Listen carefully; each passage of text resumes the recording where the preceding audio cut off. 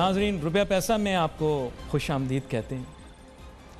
वो पहले कुछ ऐसे घबराहट सी होती थी, अब आज़ादी सी महसूस हो रही है। ख़त्म हो गया भाई, ख़त्म हो गया, ख़त्म हो गया जैसे कभी था ही नहीं है, ख़त्म हो गया।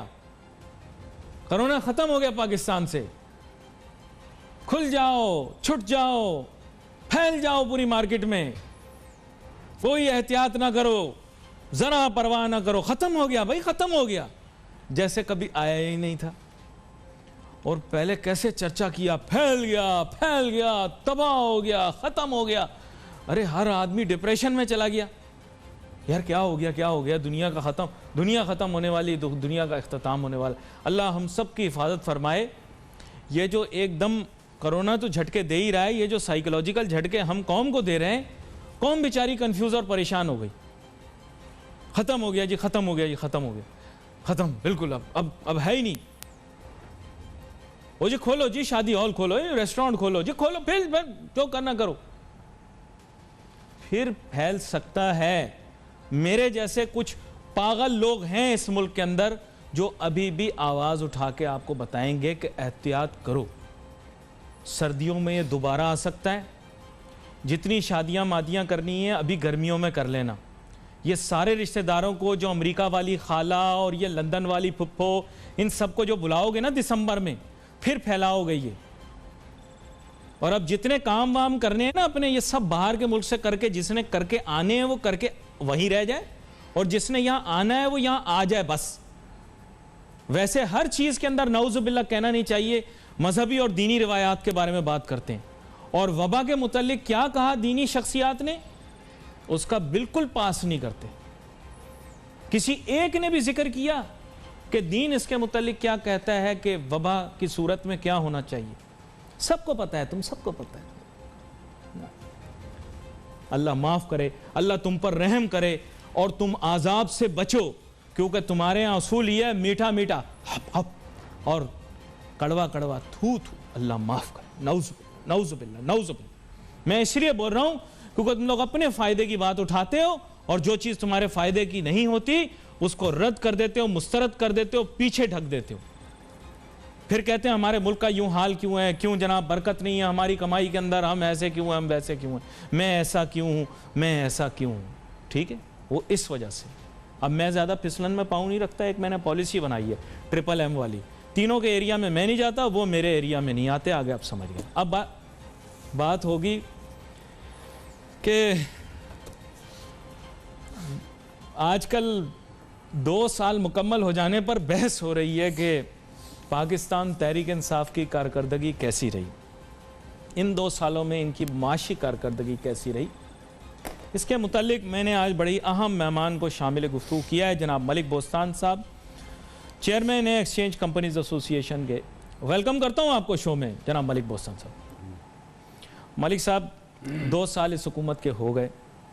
मैं आज ज़्यादा तनकीद करना नहीं चाह रहा, वरना मौज़ूआत बहुत हैं। मैं चाह रहा हूँ सारे पहलू आ जाएं, अच्छे पहलू भी आ जाएं, वो पहलू भी आ जाएं जहाँ पर कमी बेशियाँ रह गई हूँ। तो मैं चाहूँगा कि 2 साल का थोड़ा जायज़ा आपके साथ मिलकर ले लिया जाए। आप तमहीद बांधें कि आपको इनकी कारकर्दगी कैसी लगी। देखो जी, जिन हालात में इन्होंने हुकूमत संभाली थी और जिस तरह के माशी तूफ़ान आए और पाकिस्तान के जो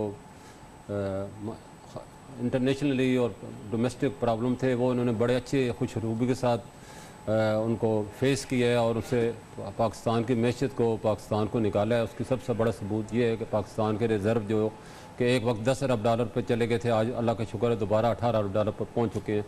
पाकिस्तान की स्टॉक जो 53,000 से कम होकर 33 से भी नीचे चली गई थी, और आज अल्लाह का शुक्र है दोबारा 37,000 पे आ चुकी है। और लगता है जिस तरह पिछले 1 महीने से आप देख रहे हैं पाकिस्तान की स्टॉक मुसलसल बढ़ रही है, और जो तजिया नगार हैं वो कह रहे हैं कि ये साल के अंत तक 50,000 तक जा सकती है। उसकी बुनियादी वजह यही है कि जो हुकूमत ने कंस्ट्रक्शन इंडस्ट्री को रिलीफ दी है और इस इंडस्ट्री का दर्जा दे दिया है, उससे सीमेंट फैक्ट्री को और इसी तरह स्टील को, आटो को बहुत ज़्यादा फ़ायदा होगा। इस तरह हुकूमत ने जो इंटरेस्ट रेट कम किया है, इससे भी उनके रेवेन्यू में इजाफा होगा। और पाकिस्तान की मैशत लगता है कि अब टेक ऑफ कर चुकी है, और पाकिस्तान IMF ने तारीफ़ की है। और इसी तरह पाकिस्तान के जो आने वाले वक्त हैं वो पाकिस्तान के लिए बड़े खुशआइंद हैं। ख़ास तौर पर जो चाइना और ईरान का $400 अरब का मायदा हुआ है और आगे चल कर $600 अरब तक जा सकता है, तो इससे भी पाकिस्तान को बहुत ज़्यादा उम्मीदें वाबस्त हैं और पाकिस्तान की मैशत को सी पैक को बहुत फ़ायदा पहुँचेगा। ख़ास तौर पर इंडिया की चाह बाहर से बेदखली और पाकिस्तान के लिए बहुत ही फ़ायदेमंद साबित हो सकती है। और जो कि जैसे ईरान के वज़ीर ख़ारजा ने कहा था कि ये पाकिस्तान की दोनों जो बंदरगाहें हैं, ये दोनों बरादर बंदरगाहें साबित होगी, तो इसमें अब लगता है कि ये बिल्कुल उस तरफ रवां दवा हो चुके हैं और पाकिस्तान के लिए आने वाले दिन बड़े अच्छे हैं और सी पैक को मुकम्मल करना पाकिस्तान की ज़रूरत है। और इस तरफ जो ख़ास तौर पर इंडिया को ये धचका लगा है चाह बाहर से और उसकी रेलवे ट्रैक से आउट होने से, तो वो अब साजिशों का उसने आपने देखा है, दहशतगर्दी का भी ताना बाना उसने दोबारा शुरू कर दिए हैं। इस तरह ड्रोन हमले वो दोबारा उसके 7 ड्रोन को पाकिस्तान ने पिछले 1 महीने में गिराया है, तो ये उसकी पता है कि वो पाकिस्तान को नुकसान पहुंचाने के लिए बड़े मंसूबे बना रहा है। पाकिस्तान को उसको विजिलेंट रहना होगा और ख़ास तौर पर जो नहीं, लेकिन इकोनॉमिकली जो आपने बात की है, बुनियादी तौर पर आप ये कह रहे हैं कि सब कुछ ऐसा नहीं है कि चैलेंजिंग है, काफ़ी एरियाज़ में बेहतरी आई है, जिसमें आपने नेशनल रिज़र्व के मुतालिक बात की है, जो हमारा फॉरेन एक्सचेंज रिज़र्व है, इसमें आपने कहा है कि बेहतरी हुई है। इसके अलावा आपने कहा है कि स्टॉक एक्सचेंज की कारकर्दगी और जो तवक्कुआत थी कि बहुत ज़्यादा नीचे जाएगा, वो नहीं हुआ, बल्कि पिछली सतह से निस्बतन बेहतर हुआ है। इंटरेस्ट रेट के मुतालिक आपने मस्बत बात की और इसके अलावा आपने इलाकाई तरक्की के बारे में बात की। यहाँ पर एक छोटी सी ब्रेक लेते हैं, ब्रेक के बाद वापस आते हैं। ऐसा नाजरीन, welcome back after the break. गुफ्तगू हमारी जारी मलिक बोस्तान साहब के साथ, और मैंने देखे हमेशा एक स्टांस रखा है। मेरा स्टांस ये रहा है कि अगर हमने हुकूमत की कारकर्दगी, माशियात, पाकिस्तान की मईशत के मुतालिक बात करनी है, तो फिर हमने एक पर्सपेक्टिव नहीं लेना, हमने कलेक्टिव पर्सपेक्टिव लेना है। बिजनेसमैन, ताजिर, रहनुमाओं से पूछना है कि जनाब आपको पाकिस्तान की मईशत कैसी लग रही है। और मलिक बोस्तान साहब ने अभी कुछ चीज़ें अच्छी हाईलाइट की हैं, मैं भी चाहता हूँ। इसकी वजह कतई ये नहीं है कि मैं डर गया हूँ, हुकूमत आजकल थोड़ा दबाव डाल रही है ना, तो थोड़ा देखना पड़ता है सहाफ़ियों को भी, लेकिन इसका ये कतई मतलब नहीं है कि मैं इस वजह से दबाव का शिकार हूँ। बुनियादी मकसद ये है कि 2 आरा आनी चाहिए हमेशा, और ख़ास तौर पे जब वो रियलिटी से कनेक्टेड हों। अभी इन्होंने एक हमारे फॉरेन एक्सचेंज रिज़र्व का बताया, इसकी पोजीशन बेहतर, स्टॉक में इम्प्रूवमेंट, इंटरेस्ट रेट में बेहतरी, रीजनल सेफ्टी और सिक्योरिटी में बेहतरी होने की वजह से इकोनॉमिक इंटरेस्ट पाकिस्तान के प्रोटेक्ट होना, ये 3-4 बड़ी अहम चीज़ों को हाईलाइट किया। माजरत आप इसके आगे भी एक्सपेंड कर रहे थे कि रीजन के अंदर जो सिक्योरिटी और सेफ्टी सिचुएशन है, इसकी इंप्रूवमेंट से पाकिस्तान की इकॉनमी को क्या फ़ायदा होगा। मैं चाहूँगा इसको थोड़ा सा एलेबोरेट कर लें। जी देखो जी, सबसे जो मैंने बताया ना, पाकिस्तान के लिए जो खारजा पॉलिसी है वो बड़ी कामयाब जा रही है। और इन हालात में ख़ास तौर पर कश्मीर का जो वाक़या हुआ है, और इंडिया ने जो है पिछले साल पाकिस्तान पे जो है हमला भी किया था, और पाकिस्तान ने बड़ी दीदा दलेरी के साथ उनके जो है 2 तैयारी में रहे, उनके पायलट को भी पकड़ा, फिर उनको वापस भी किया। तो इसी तरह इसके बाद उसने, आपने देखा इंडिया ने चाइना के साथ पंगा ले लिया लद्दाख के इलाके में, और चाइना ने उसकी बड़ी शर्मिंदगी का सामना उसको उठाना पड़ा, और अपने पहले इलाके से भी 2 किलोमीटर वापस उसको पीछे हटना पड़ गया। तो ये पाकिस्तान के लिए बड़ी खुशैन बात है, क्योंकि जो इंडिया हमेशा धमकियाँ दे रहा था, उसका प्लान यही है कि सी पैक के किसी भी हिस्से पे वो काबज़ होके और ये दुनिया को बताया कि मैंने सी पैक अब बन नहीं सकता। तो उसका अभी ये नहीं कि उसकी साजिश या उसका इरादा अभी ख़त्म नहीं हुआ है, वो उसने अभी तक साजिशें जारी रखी हुई हैं। और जैसे कि मैंने पहले कहा है कि वो हमारी फोर्सेस पे मुसलसल पिछले 1 महीने से हमले कर रहे हैं, ड्रोन हमले भी कर रहे हैं। तो पाकिस्तान हर चीज़ को उसको नाकाम बना रहा है। पाकिस्तान विजिलेंट है। और इसी तरह पाकिस्तान ने जो मैंने बताया कि लद्दाख के बाद अब चाइना से जो मायदा हुआ ईरान का, और वहाँ से इंडिया की बेदखली हुई है, तो उससे भी उसको बड़ा ज़ख्मी हो गया, और वो उसका कोई बदला लेने के लिए मंसूबे बना रहा है। और पाकिस्तान ने ये भी खुशखबरी है कि सी पैक की पहली जो शिपमेंट है अफ़गानिस्तान के लिए वो कल चली गई है। ये बड़ी खुशखबरी की बात है कि अब अफ़गानिस्तान तो और मिडिल ईस्ट जो है सी पैक के जो ग्वादर का मंसूबा बना है उससे फ़ायदा उठाएंगे।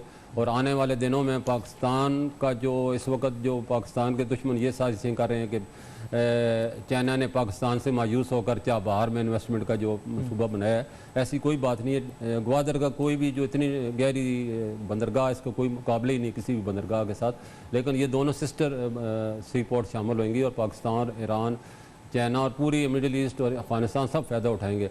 और इसका बेहतरी तो यही थी कि इंडिया भी इससे फ़ायदा उठाता और मस्बत रोल अदा करता, तो दोनों पूरे खत्े को इसका फ़ायदा होता। लेकिन क्योंकि इंडिया हमेशा ही नेगेटिव उसका रोल रहा है, और उसने पूरे इलाके को मुसीबत में डाला हुआ है। और बांग्लादेश की जो पाकिस्तान के सवारती तलकात दोबारा बड़े अच्छे तरीके से जो है इमरान खान साहब ने जो उन्होंने फ़ोन किया और हसीना वाजिद ने जो पॉजिटिव रोल अदा किया है, तो मैं समझता हूँ आने वाले दिन बांग्लादेश के साथ भी हमारे तलकात बेहतर होंगे। ये हमारी, मैं समझता हूँ, खारजा पॉलिसी की कामयाबी है।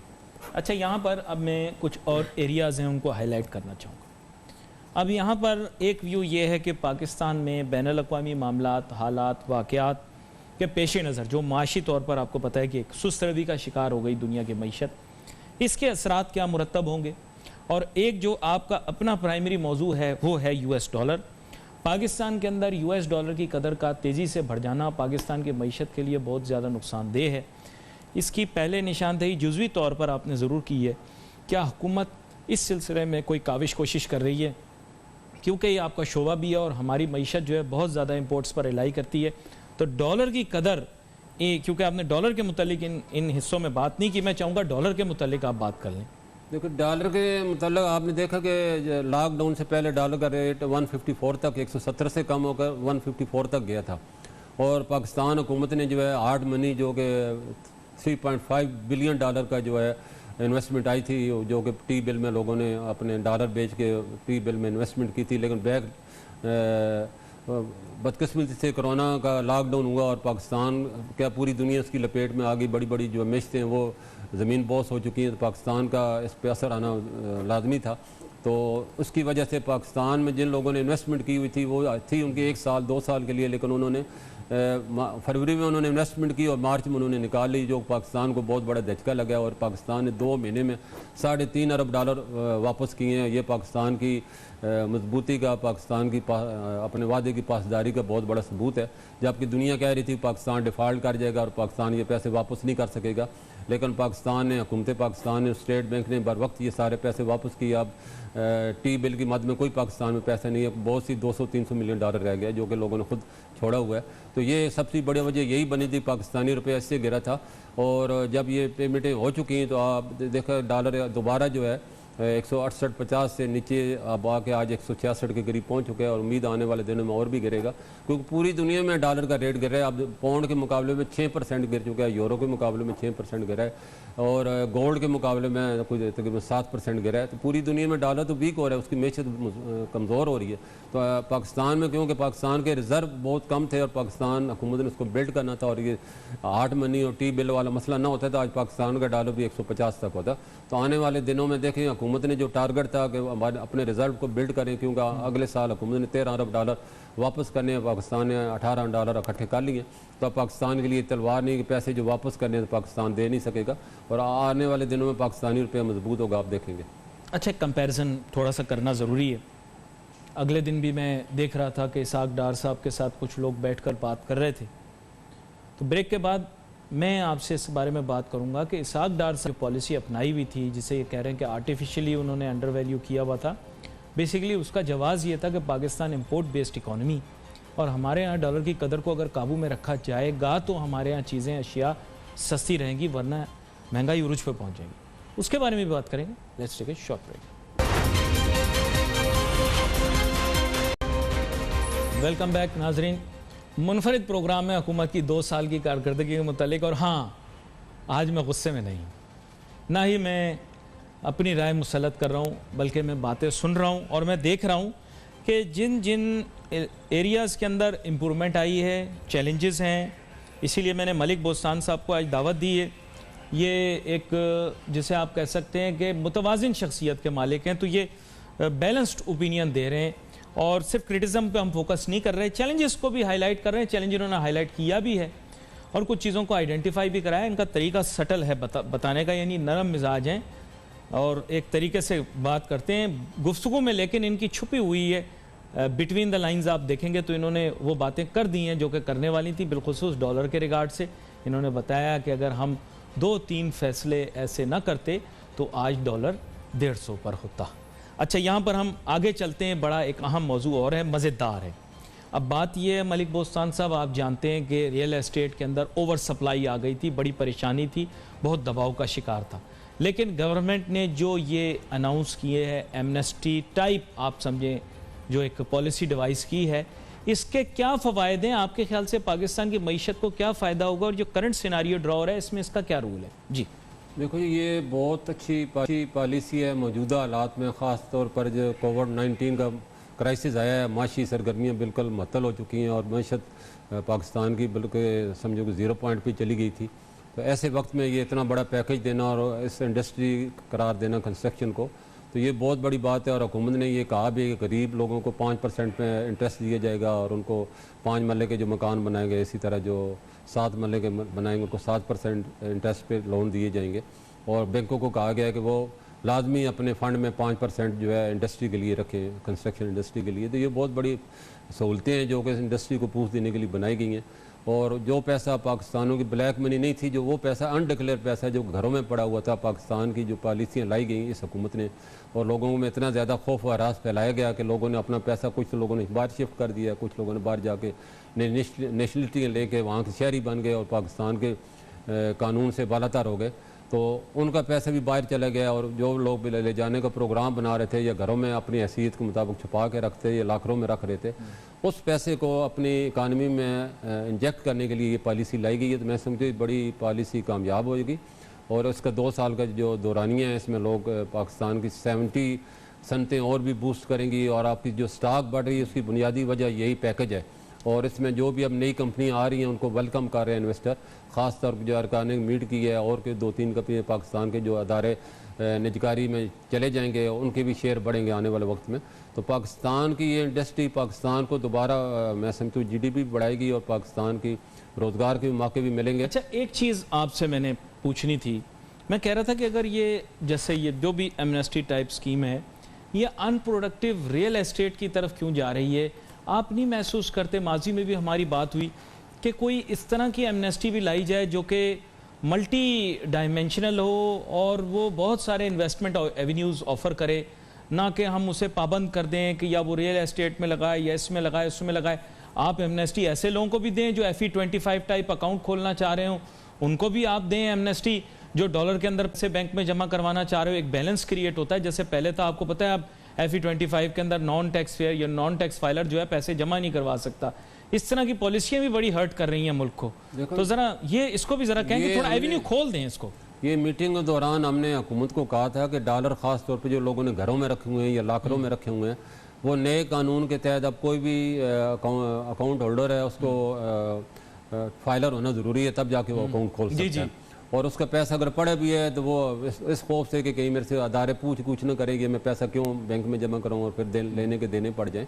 तो इसके लिए मैंने इसको भी एमनेस्टी में शामिल करें और जो लोग भी अपने पाकिस्तान में ज़ाहिर है डॉलर लेके आ रहे हैं, पाकिस्तान के डिक्लेयर कर दिया एक किस्म का उन्होंने, तो वो जिस तरह आपने कहा है कि कंस्ट्रक्शन में जो भी पैसा लगाएगा उससे पूछ नहीं होगी 2 साल तक, तो इसी तरह डॉलर में भी आप एमनेस्टी देंगे। और डॉलर तो उन लोगों बैरोक्रेट के पास पड़ा है, सियासतदानों के पास पड़ा है, उनको तो आप शामिल ही नहीं कर रहे। और सर, आप जो बात कर रहे थे इसमें गोल्ड स्मगलिंग को भी कर्टेल करने के लिए अगर गोल्ड की इन्वेस्टमेंट और उसके फ्लो को थोड़ा सा रेगुलेट करके खोल दें, जैसे बहुत सारे ममालिक में है मशरिक़ वस्ता के अंदर, तो लोग गोल्ड में जो इन्वेस्ट कर रहे हैं, तकियों में रख रहे हैं, गद्दों में रख रहे हैं, अलमारियों में छुपा रहे हैं, लॉकरों में छुपा रहे हैं, वो भी थोड़ा सामने आ जाए, मतलब खुल के लोग ले लें। क्या कहते हैं आप? नहीं, देखो पाकिस्तान में गोल्ड रखने में कोई जुर्म नहीं है, रख सकते हैं, गोल्ड के लाइसेंस दिए हुए, इंपोर्ट भी कर सकते हैं, एक्सपोर्ट भी कर सकते हैं। मैं बात ये कर रहा था कि लोगों ने पाकिस्तान की प्रैक्टिस ये थी कि टैक्स चोरी को हम कोई बुराई नहीं समझते, ये बल्कि फ़ख्र समझते हैं। और उसकी बुनियादी वजह है कि जो FBR के कारिंदे हैं वो ख़ुद उन्हें रास्ते बताते हैं। तो ये हमारी एक हैबिट बन गई है, प्रैक्टिस बन गई है। लोग जो है अपना पैसा जो है टैक्स बचाना और टैक्स के चोर दरवाजे ढूंढना और उसको डिक्लेयर न करना, तो ये वो पैसा होता है, ब्लैक मनी नहीं है लोगों के पास, अनडिक्लेयर पैसा है और वो टैक्स चोरी का पैसा है लोगों ने जो इकट्ठा किया हुआ है। और क्योंकि प्रैक्टिस ऐसी थी, अब जैसे अभी हुकूमत ने जो नया, यानी आप ये कह रहे हैं it's not black money, it's undeclared money है, और ये इसको हमारी मैशियत में तब भी शामिल हो सकता है जिस तरह आपने कहा कि तमाम इंडस्ट्री को इसमें शामिल किया, ना कि सिर्फ कंस्ट्रक्शन इंडस्ट्री को शामिल किया जाए। और ख़ास तौर पर सियासतदानों को, बैरोक्रेट को, जितनी गवर्नमेंट मुलाजिम सबको शामिल किया जाए, तब सबका पैसा पाकिस्तान की इकानमी में शामिल है, क्योंकि बाहर पैसा रखना बहुत मुश्किल हो चुका है। और एक बात मैं आपको बता रहा हूँ, ये बात मेरी याद रखना, इस वक्त 108 खरब डॉलर जो है ऑफशोर कंपनियों में पड़े हुए हैं, जिस पे अमेरिका की और तमाम यूरोपीय यूनियन की नज़रें, और वो किसी वक्त भी उसको आपसे ट्रायल पूछेंगे और किसी वक्त भी फ्रीज कर देंगे। ये बड़ी अहम बात की है, लेकिन घबराहट वाली बात भी है बहुत सारे लोगों के लिए। नहीं, ये हकीकत है और उनके मेरे नजरें चुराना कोई अक्लमंदी नहीं है इसकी। जिन लोगों तो उसका हल आपसे पूछेंगे एक छोटी सी ब्रेक के बाद वापस आते हैं, फिर इनसे जानने की कोशिश करेंगे अगर इन चीज़ों के ऊपर निगाह है उनकी, तो अब इसको पाकिस्तान के इस्तेमाल में किस तरह लाया जाए। Let's take a short break.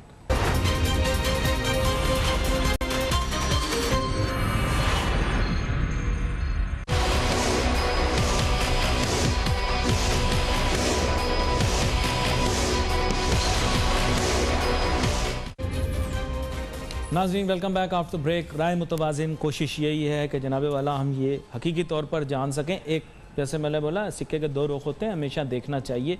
खालिसतन तनकीद करने से कोई फ़ायदा नहीं होगा, हमें हल भी तलाश कर सोल्यूशन बेस्ड रखना चाहिए। मेरे साथ मलिक बोस्तान साहब मौजूद हैं। ब्रेक पे जाने से पहले मलिक बोस्तान साहब से बात हो रही थी, इन्होंने अप्रिशिएट किया गवर्नमेंट के बहुत सारे स्टेप्स को। मैं चाहूँगा अपनी बात को आप कंटिन्यू रखें मलिक बोस्तान साहब, मेरे पास वक्त थोड़ा मुख्तसर है ताकि आपकी बात जो है वो कंक्लूजन तक पहुँच सके। जी मलिक बोस्तान। जी, मैं ये बात करता जिन लोगों का पाकिस्तानियों का पैसा बाहर पड़ा है ऑफशोर कंपनियों में, उनसे मैं रिक्वेस्ट कर रहा हूँ, मुल्क की ज़रूरत भी है वो पैसा पाकिस्तान में वापस लेके आएँ और हुकूमत को भी चाहिए उनके सेफ रास्ता दें ताकि लोग अब अपने जो भी पैसा उन्होंने बाहर ले जाएँ पाकिस्तान लाएँ, पाकिस्तान में इन्वेस्टमेंट करें। जिस तरह बाहर के लोगों को हुकूमत पैसे देती है 4%, 5%, 7% भी तो उनको इंटरेस्ट दिया जाता है, तो मैं समझता अगर इन लोगों को भी पैसा उन्हें ये श्योरिटी दी जाए, जो पैसा लाएँ जब चाहें वापस ले जा सकते हैं। कोई वजह नहीं कि पाकिस्तानी अपना पैसा वापस न लाएँ और पाकिस्तान के काम ना आए। और मैंने जो कहा कि जो भी ऑफशोर कंपनी 108 खरब डॉलर पड़ा है उस पर अमेरिका की और यूरोपीय यूनियन की नज़रें किसी वक्त भी वो फ्रीज़ कर सकती हैं। मनी ट्रायल मांगेंगे, जो नहीं दे सकेगा उसका वो फ्रीज़ हो जाएगा। तो उससे बचने के लिए हुकूमत को भी चाहिए कि वो पाकिस्तानियों को पैसे को वापस लाने में उनकी हेल्प करे ताकि पाकिस्तान के काम आए। इसी तरह मैं समझता हूँ जब भी बारिश होती है ख़ासतौर पर कराची में, पूरा कराची डूब जाता है और कल का मैंने देखा है तो हमें बड़ा अफसोस होता है। पाकिस्तान का जो हब है वो भी अब डूबेगा, पाकिस्तान की मैशत भी डूबेगी।